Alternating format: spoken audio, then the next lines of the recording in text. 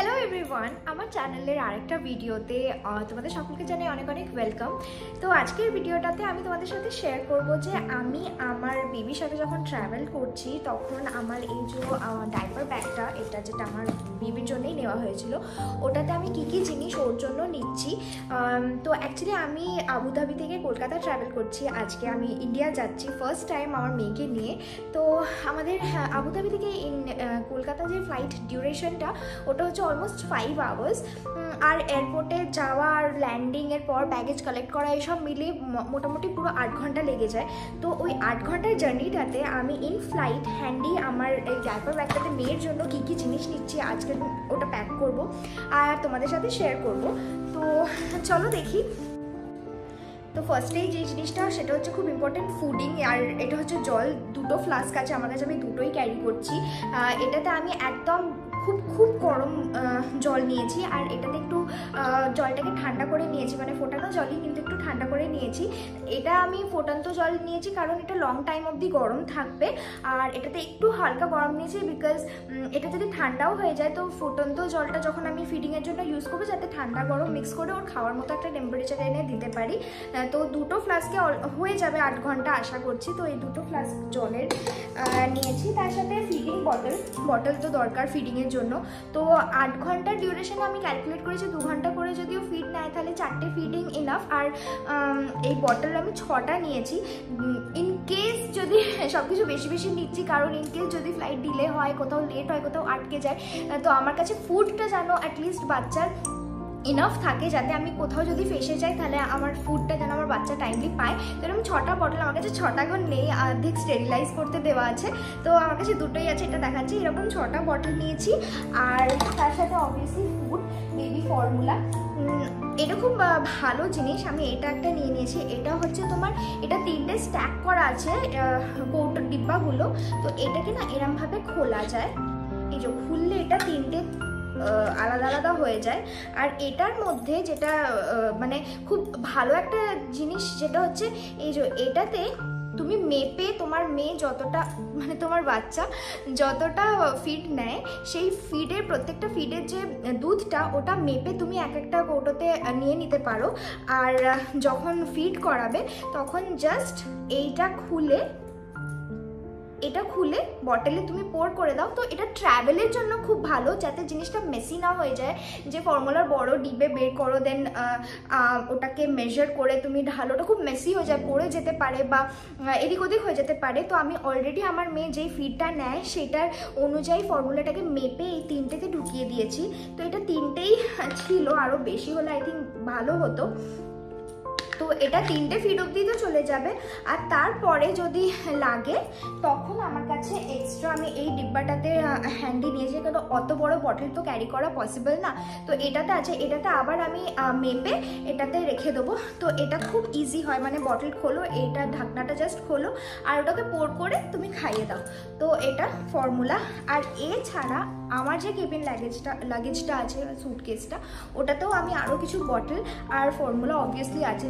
By chance যদি কোথাও কোনো লেট হয়ে যায় যাতে আমি এক্সট্রা বটলস, এক্সট্রা ফুড আমার কাছে থাকে, সেইটা আমি মেক শিওর করছি।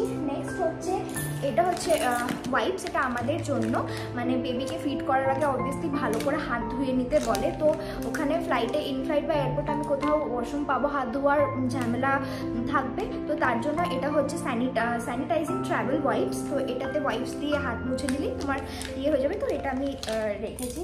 আর তারপরে আছে আমার বেবি ওয়াইপস, যদি ইনকেস বেবি ওয়াইপস লাগে, যদি ডাইপার নোংরা হয়ে যায়, চেঞ্জ করতে হয়, মানে ওই জন্য এই ওয়াইপসটা বেবির জন্য আছে। সাথে ট্যালকাম পাউডারটা আমি রেখেছি, কারণ যখন আমি ডাইপার চেঞ্জ করি ওর প্রত্যেকবারই আমরা পাউডারটা ডাইপারের ওখানে দেওয়ার চেষ্টা করি, যাতে কোনো ঘাম জমে কিছু প্রবলেম না হয়, কারণ ডাইপার র্যাশ হলে আমার এটা অভিজ্ঞতা আছে, আমি একটা ফ্রেন্ডকে দেখেছি, খুব বেবিরা খুব কষ্ট পায়। তো এইটা আমরা খুব মেনটেন করার ট্রাই করি। নেক্সট আছে কিছু এক্সট্রা বিপস, বিকজ ট্রাভেল করছো তুমি, বেবিকে ফিড করাবে, যাতে ওর জামাটা নোংরা না হয়, বিকজ ট্রাভেলিংয়ের সময় তোমার বারবার জামা চেঞ্জ করতে অনেক প্রবলেম এসে যায়, হেক্টিক হয়ে যায়। তাই জন্য আমি এক্সট্রা তিনটে বিপস আছে। আরেকটা আরেকটা আমি বাইরে রেখেছি, যে ওকে একদম এয়ারপোর্টে যখন নিয়ে যাবো ওকে ড্রেসের সাথে পরিয়ে নিয়ে যাব। আর এক্সট্রা দুটো বেবস রেখেছি, আর তার সাথে এক্সট্রা টুপি একটা পরিয়ে নিয়ে যাব। এক্সট্রা টুপি যদি ধরো টুপিটা মানে চলার সময় মাথা থেকে খুলে পড়ে গেল, নিচে পড়ে গেল, পায়ের নিচে চলে এলো, তো ওই টুপিটা তো আর ইউজ করা যাবে না, যার জন্য এক্সট্রা টুপিও নিয়েছি। আর সাথে এক্সট্রা ওর পায়ের মোজা আর মিটেন্স যদি নোংরা হয়ে গেল, কেননা বারবার বাচ্চারা মুখে হাত দেয়, তো ওই মিটেন্সগুলো বারবার চেঞ্জ করা, স্পেশালি ট্রাভেলিংয়ের সময়, বিকজ ঘরে হাইজিন মেনটেন করা যায়, বাট ট্রাভেলিংয়ের সময় এয়ারপ্লেনে, ট্রেনে তুমি যেটা থ্রুই ট্রাভেল করছো ওটাতে হাইজিন অতটা থাকে না, তাই জন্য আমি বেশি করে মিটেন্স হাতে নিয়েছি। তো মিটেন্স আর কিছু এক্সট্রা টওয়েলস নিয়েছি ফর ফিডিং পারপাস, যদি বাই চান্স লাগে কোনো স্প্লিট আপ হলো বা কিছু, তার জন্য টাওয়েল দিয়ে বিপসের ওপরেও যাতে এক্সট্রা আমি টাওয়েল দিয়ে ওটাকে প্রোটেক্টেড রাখতে পারি জামাটাকে। একটা আমি র্যাপার নিয়েছি, র্যাপার যদিও আমার মেয়ে র্যাপারে থাকে না বা কিছু, বাট স্টিল লং ফ্লাইট যদি ঘুমাতে না চায়, যদি ফ্লাইট একটু বেশি ঠান্ডা থাকে, তখন যদি ওকে র্যাপ করলে ও ঘুমায়, বিকজ ফ্লাইট তো আমি ফার্স্ট টাইম ট্রাভেল করছি, আমি জানি না আমার বেবি কীভাবে রিয়্যাক্ট করবে, তো আমি একটা র্যাপারও নিয়েছি যে যদি বাই চান্স কান্নাকাটি করে, না ঘুমাতে চায়, প্রবলেম হয়, আর আমার রাতের ফ্লাইট, তো ওই জন্য র্যাপ করে যাতে আমি ওকে রাখতে পারি।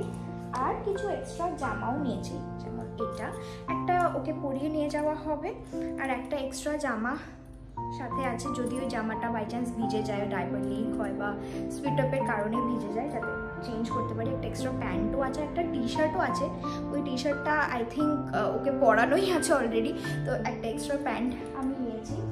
এর সাথে আমি একটা এরকম প্লাস্টিকও রেখেছি, যাতে হয়তো আমি ডাইপার চেঞ্জ করছি বা আমি জায়গা পেলাম না ফেলার বা ওয়াশরুম সামনে পেলাম না, তুরন্ত করতে হবে, তাই জন্য হ্যান্ডি আমি একটা প্লাস্টিকও রেখেছি, যাতে ভিজে কাপড় আর ডাইপার এক্সট্রা ইউজড ডাইপার ডিসপোজের জন্য এই প্লাস্টিকটা হ্যান্ডি সবসময় আমার এই ব্যাগে আমি রাখি। তারপরে আছে হচ্ছে দুটো প্যাসিফায়ার। আমার বেবি কিন্তু প্যাসিফায়ারে অভ্যস্ত নয়, ও প্যাসিফায়ার নেয় না, শুধু একটু ঘুমের টাইমে নেয়, বাট ট্রাভেলিংয়ের সময় কি বলে, আমাকে অনেকেই সাজেস্ট করেছে, যেহেতু আমি ট্রাভেল করছি, তো ফ্যামিলি মেম্বার্স, ফ্রেন্ডস ওরা সাজেস্ট করেছে যে যেহেতু ট্রাভেলের সময় আমাদেরও বড়দের কানে ব্যথা হয় উপরে হাইটে গিয়ে অল্টিটিউড চেঞ্জের জন্য, তো বাচ্চাদেরও ওটা হয়, আর যদি বাচ্চারা কিছু সাক করতে থাকে বা কিছু চিবাতে থাকে থ্রু আউট, তখন ওটা হয় না, তো ওর জন্য প্যাসিফায়ার ইন কেস আমি ট্রাই করব, তো ওটা ওর মুখে দিলেও যদি ওটাকে সাক করতে থাকে পুরো জার্নিটাতে, তাহলে ওর কানে ব্যথাটা হবে না আর ওর কষ্ট হবে না, তাই জন্য আমি দুটো নিয়েছি। বাই চান্স একটা যদি পড়ে গেল, নোংরা হয়ে গেল, আমি কোথায় স্টেরিলাইজ করবো, সো দুটো আছে, এই দুটো। আর তারপরে আছে এই দুটো পাউচ, এটাতে আমার পুরো ডাইপার আছে ট্রাভেলিংয়ের জন্য, আর এগুলো কিন্তু সব আমার ডাইপার ব্যাগটার সাথেই এসেছে। এটাতে ডাইপার্স আছে, ডাইপার তো অবভিয়াসলি চেঞ্জ করতে হবে, 8 ঘন্টাতে 2-3 বার তো চেঞ্জ করতেই হবে।